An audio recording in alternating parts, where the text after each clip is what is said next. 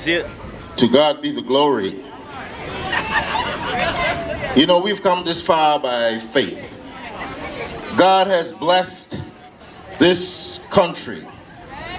And obviously in choosing this country to bless us, He has meant that our people should be blessed in the process. Now, if we were too blind to see that, then we don't deserve the blessing that God has given to us. I would like to begin tonight just by making a note of the fact that I find it astonishing when we have people in our country that are illegal and don't want to leave. They put up a fight to go home. No, I can't understand that. That gets to me. I can't understand that. I mean, you in the United States legal sometime and they put your butt on the plane and send you home. All you got to do is overstay your time. Who do they think we are? The morons that they say in the letter? And let me preface what I am going to say by endorsing the Chief Minister's comments that we have investors in this country, black, white, we have foreigners, British, Canadian, American, Haitians, Jamaicans, their investments, and who have become permanent residents, belongers, naturalized. We welcome you. You are a part of us. And there's not all of you that are in the category of some of them who think that we are jackasses. We understand that. We embrace you. You don't have to feel afraid. But if you have come in here to contest us, if you have come in here to challenge us, if you have come in here to underrate us,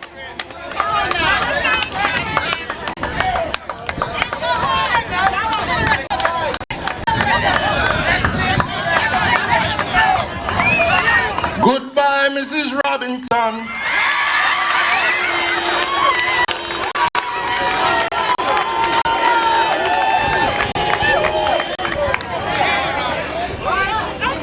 We had a guy here by the name of Soman, who been here for 2 years, giving the government all kind of hell, writing the chief secretary, writing the minister, writing the chief minister.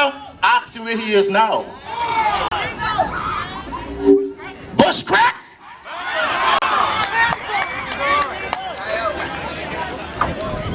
We had a Cuban here that didn't want to go home.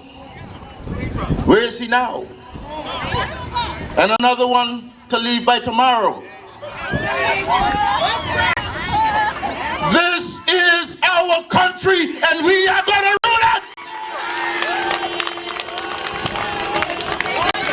And those of you who are legal and from a foreign, you should want us to do it that way because you should be a part of us.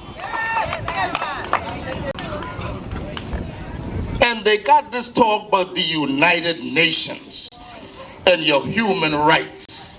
How come you can come from somewhere foreign and have more rights in my country? How come? How do the United Nations figure that? The United Nations is not a country. The United Nations is an organization. So they can say what they want to say. Furthermore, if the United Nations is such a compassionate organization and want to herald the settlement of social and political refugees, then it has among its membership some 189 countries with huge land masses and huge resources. Let them take them in. We are not even a member of the United Nations by virtue of the fact that we are an overseas territory. And if we don't qualify to be a member, we shouldn't qualify to take their refugees.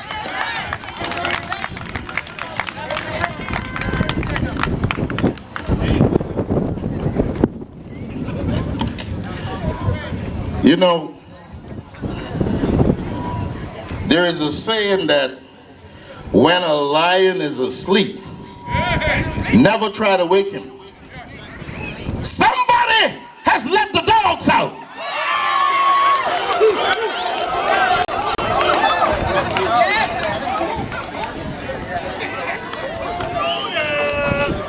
Mrs. Cable and Wireless, hello, I'm on my way.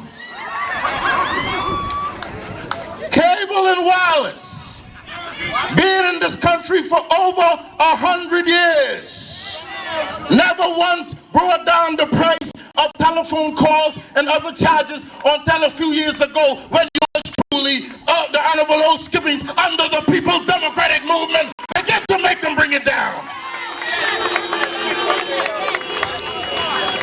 I have stated to them that the monopoly will be broken so that we can have competition.